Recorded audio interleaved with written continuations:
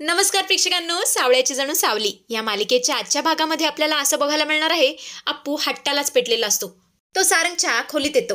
तो बोलतो, सारंगदाजी, मी गोळ्या घेतल्या ना तर तुमच्याच हाताने घेणार, नाहीतर घेणार नाही. तेव्हा सावली बोलते, अप्पू हट्ट करू नकोस आणि आगाऊपणा ना जरा कमी कर. पण अप्पू काय ऐकायला तयार नसतो आणि आता मात्र सावलीला काय करावं काहीच कळत नाही. तेव्हा सारंग बोलतो, सावली एक काम कर, त्याची औषधं घेऊन ये, भरवतो मी त्याला औषधं. तेव्हा सावली औषधं घेऊन येते आणि मग काय सारंग खूपच प्रेमाने त्याला औषधं भरवतो. औषधं देऊन झाल्यावर सावली बोलते, अप्पू जा आता खोलीत जा आणि आराम कर, सकाळी लवकर उठायचंय, सकाळी कार्यक्रम आहे ना. तेव्हा अप्पू ठीक आहे बोलतो आणि तिकडून निघून जातो. तेव्हा सारंग बोलतो, माझी एक महत्त्वाची मीटिंग आहे आणि मला जरा थोडं काम सुद्धा आहे, त्यामुळे मी लाईट लावतो आणि माझं काम करतो, तू झोपून टाक. तेव्हा सावली ठीक आहे बोलते आणि साईडला तिचं अंथरूण घालते आणि झोपून टाकते. पण तसं बघायला गेलं तर लाईट सुरू असल्यामुळे तिला काही झोप लागत नसते. ती झोपण्याचा खूप प्रयत्न करत असते आणि तेवढं तर सारंगला तिलोत्तमाचा कॉल येतो. सारंग हॅलो बोलतो. तिलोत्तमा बोलते, सारंग आणि तुला फोन उचलायला इतका वेळ का लागला, तिथे कोणी आहे का. तेव्हा सारंग बोलतो, नाही, ते मी जरा लॅपटॉपवरती काम करतोय. तेव्हा तिलोत्तमा बोलते, सारंग अरे तुला किती वेळा सांगितलं, असं रात्र जागरण करून काम करत जाऊ नकोस, जरा आराम कर. आणि तिथे तुझी नीट व्यवस्था केली आहे ना त्यांनी.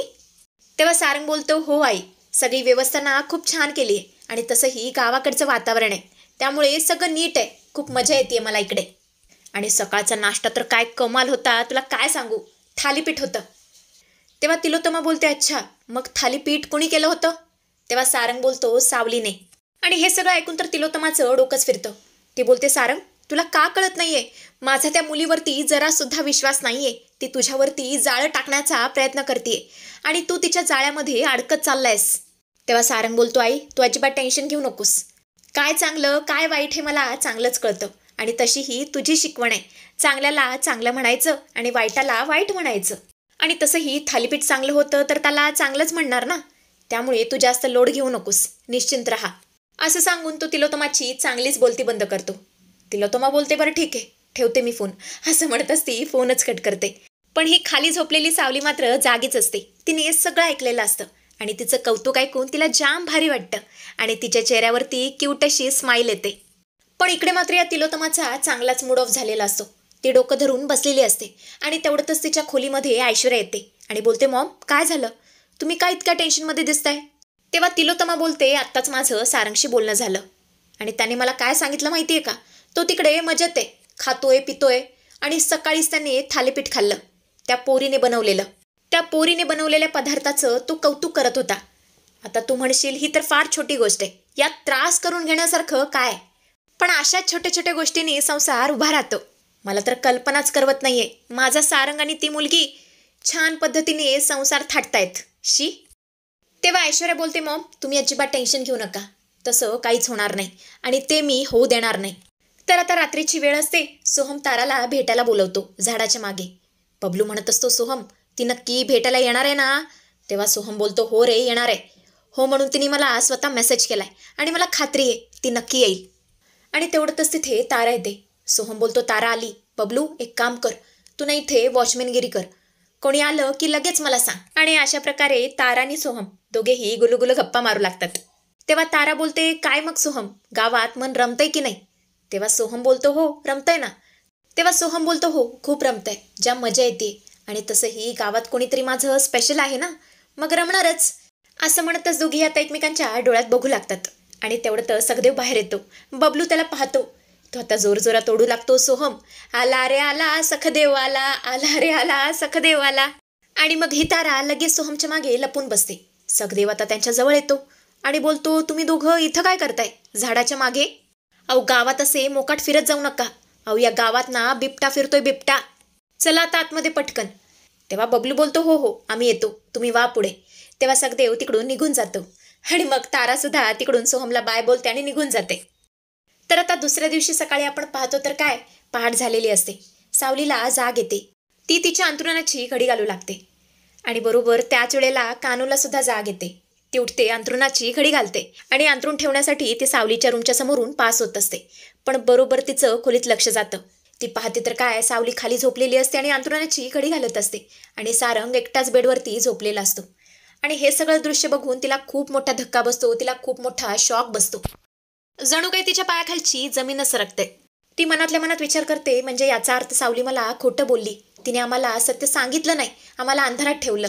जावई बापू आणि सावली तर वेगळे झोपतात. याचा अर्थ त्यांच्यामध्ये नवरा बायकोचं नातच नाहीये.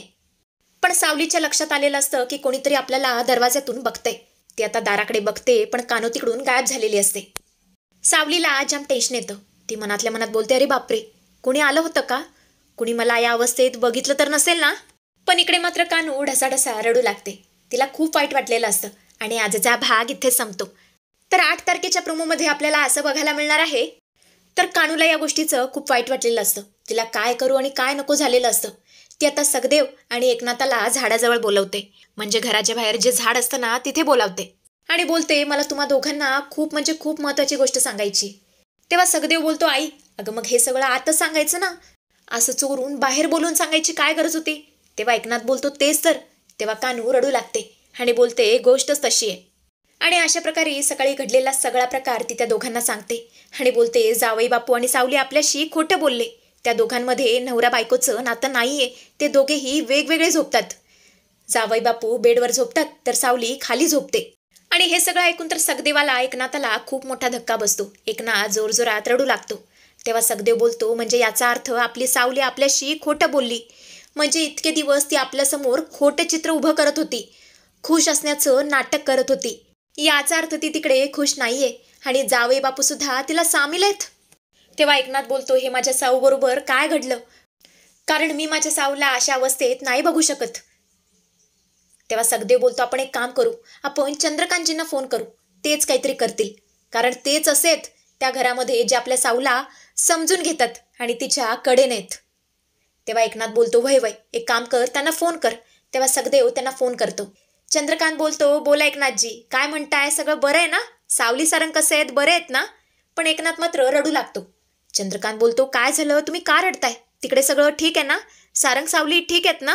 तेव्हा एकनाथ बोलतो, आम्ही सगळे ठीक आहोत, पण सारंग आणि साऊमध्ये काहीच ठीक नाहीये. तेव्हा एकनाथ बोलतो, आम्ही ठीक आहोत, पण जावई बापू आणि सावलीमध्ये काहीच ठीक नाहीये. त्यांच्या संसाराला काहीच अर्थ नाहीये. त्यांच्या दोघांमध्ये नवरा बायकोचं नातच नाहीये. ते दोघेही वेगवेगळं झोपतात. आणि अशा संसाराला काय अर्थ आहे, तुम्हीच सांगा. आम्हाला माफ करा, आम्ही आमच्या पोरीला तिकडे नाही पाठवू शकत, त्या घरात नाही नांदू शकत. तेव्हा चंद्रकांत बोलतो, असं करू नका, माझ्यावर विश्वास ठेवा. मला माझ्या सावलीवर पूर्ण विश्वास आहे आणि माझ्यापेक्षा तुम्ही तुमच्या मुलीवरती जास्त विश्वास ठेवा. सावली सारंगला एक दिवस नक्की जिंकेल. मला फक्त इतकंच वाटतं, आपण त्यांच्या नात्याला वेळ द्यायला हवा. वेळच यावरचं औषध आहे. तेव्हा एकनाथाला सुद्धा चंद्रकांतचं म्हणणं पटतं. तर असा काहीचा प्रोमो आपल्याला बघायला मिळेल.